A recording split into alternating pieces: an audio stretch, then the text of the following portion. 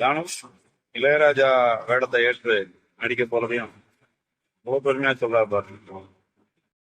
அவரை பற்றி ஒரு ஒரு பயோபிக் வருது. நான் ரொம்ப ஆவலோடு இருக்கேன்.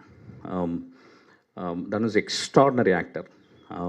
அவர் கிடைச்ச ஒரு பெரிய கிஃப்ட்டு ராஜாவாக வேடம் போடுறதுக்கு. ஆக்சுவலி ராஜாவாக யாருமே வேடம் போட முடியாது. ராஜாவாக வேடம் போடுறதுக்கு தனுஷ் கிடைச்ச ஒரு பெரிய ஒரு வாழ்க்கையின் மிக முக்கியமான உன்னதமான டைம்னு நினைக்கிறேன். I think he will score, he will do the justice.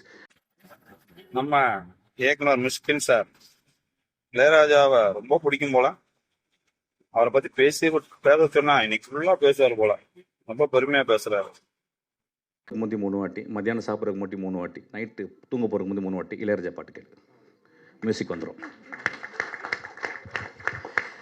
ஏன்னா அவனுடைய ஃப்ரேஸ், அந்த அந்த அந்த அந்த ஃபஸ்ட்டு ஃப்ரேஸ் வந்து இன்னும் கிளாரிட்டி வேணும். செந்தூரப்பூவே போச்சு, முடிஞ்சு ஃப்ளாப்பு. அப்படியே எல்லாரையும் ஃப்ளாப் ஆக்கிட்டாரு.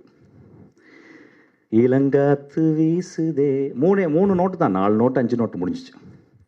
அது திரும்பி கேள். ஆக்சுவலி அதான் சாப்பிட்றதுக்கு முந்தி சாப்பிட்டா பிறகு கேள். Actually there should be a humility. அவர் வந்து ஒரு பெரிய ஜீனியஸ். ஆக்சுவலி விஜய் சேதுபதி யாருக்கான ஒன்னா என்ன சார் நடிகரை கூட பாராட்டுவீங்களா?